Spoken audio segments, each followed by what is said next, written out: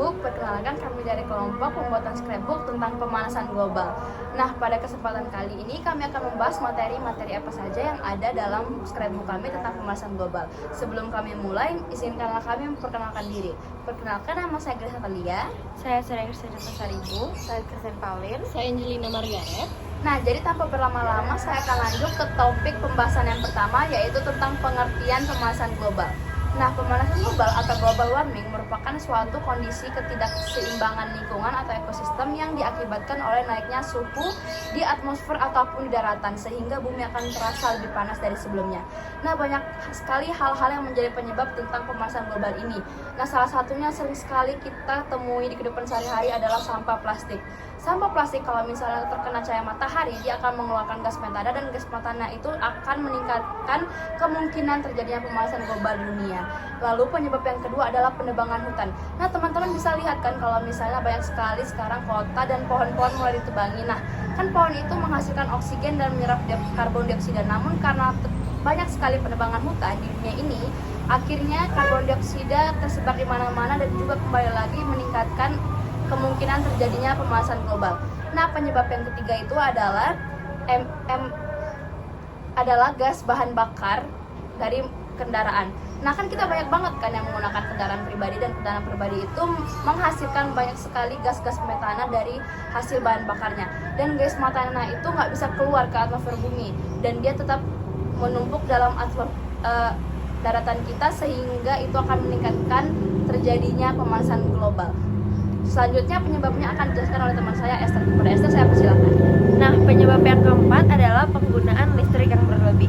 Nah, kenapa penggunaan listrik yang berlebih dapat menjadi salah satu pengaruh atau penyebab menaiknya tingkat pemanasan global di dunia? Karena seperti yang kita tahu, listrik itu dalam proses pembuatannya harus melalui proses pembakaran batu bara, sehingga jika kita terus-terusan menggunakan listrik secara berlebih dan tidak efisien, maka pembakaran batu bara tersebut akan terus meningkat, dan hal tersebut akan menghasilkan emisi-emisi gas yang meningkatkan menipisnya lapisan ozon serta meningkatkan pemanasan global. Nah, penyebab yang selanjutnya adalah limbah industri. Limbah industri ini sudah lama disinyalir sebagai penyebab utama dari penyebab pemanasan global, dan kenapa pemanasan global makin meningkat di bumi.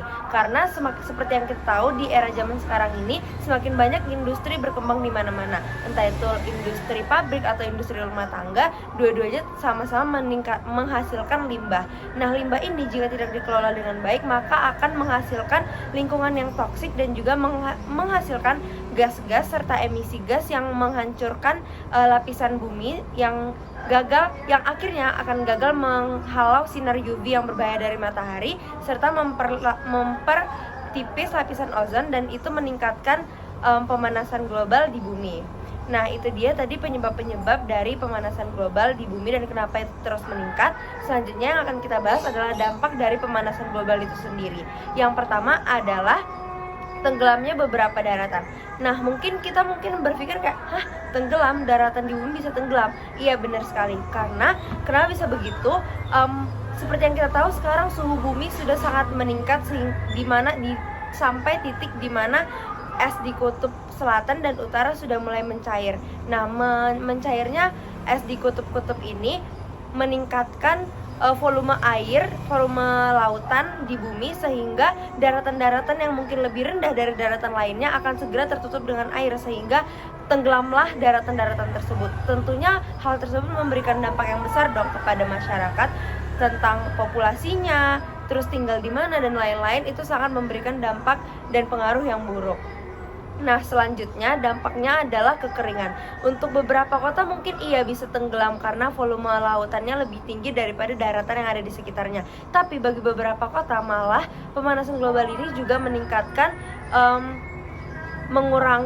menghasilkan mengurangnya sumber air di mana-mana, karena air jadi mengering, tanah jadi mengering, terus sumber air juga semakin menipis, sehingga meningkatkan banyaknya gurun daripada lahan yang subur, sehingga hal tersebut juga berpengaruh kepada populasi masyarakat di sekitar dan juga persebaran masyarakat yang ada di sekitarnya. Selanjutnya akan dijelaskan oleh Kristen. Yang ketiga itu ada kepunahan beberapa spesies hewan. Jadi hewan yang di permukaan hewan itu kan ada yang tinggal di permukaan dingin dan hangat. Kalau misalkan hewan ini dari yang permukaan dingin tiba-tiba ke hangat kan nggak bisa dong, jadinya mereka nggak bakal bisa bertahan hidup. Kalau mereka nggak bisa bertahan hidup, mereka bakal punah. Terus selanjutnya saya akan jelaskan cara penanggulangannya. Yang pertama itu menghemat listrik. Kalau menghemat listrik, kalian di rumah pada menghemat listrik ya? Ya. Kalau misalnya pulang sekolah, kalian pernah nggak kayak langsung hidupin AC padahal sebenarnya nggak panas-panas sekali? Itu sebenarnya nggak boleh, soalnya energi itu berasal dari batu bara, minyak, dan gas. Kalau misalnya kita gunakan terus-menerus kan bisa habis. Jadinya kalau bisa kita meminimalkan keseringan penggunaan listrik di rumah kita. Seperti kalau misalnya mau cuci baju, mungkin kita nggak usah pakai mesin cuci kayak di gini ya pokoknya. Terus yang kedua itu ada reboisasi. Reboisasi itu adalah penanaman kembali pohon-pohon.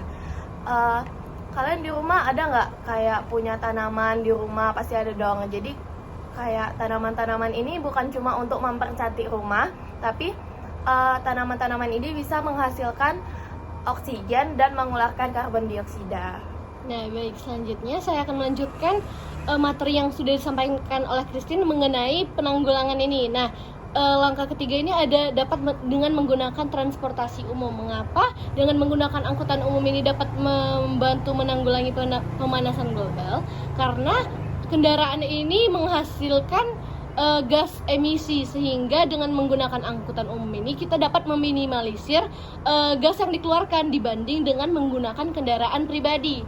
Yang keempat ada dengan menggunakan energi alternatif. Energi alternatif ini adalah sumber energi yang memiliki tujuan untuk menggantikan bahan bakar konvensional. Nah, tujuannya ini adalah untuk mengurangi penggunaan bahan bakar hidrokarbon yang mengakibatkan kerusakan lingkungan akibat emisi karbon dioksida yang tinggi, sehingga berkontribusi besar terhadap pemanasan global. Dan yang terakhir adalah 3R, yaitu reduce, reuse, dan recycle. Reduce ini adalah untuk menggunakan produk kemasan, terutama plastik seminimal mungkin. Jadi kita harus meminimalisir plastik sebisa kita. Nah, selanjutnya adalah reuse. Reuse ini adalah penggunaan kembali.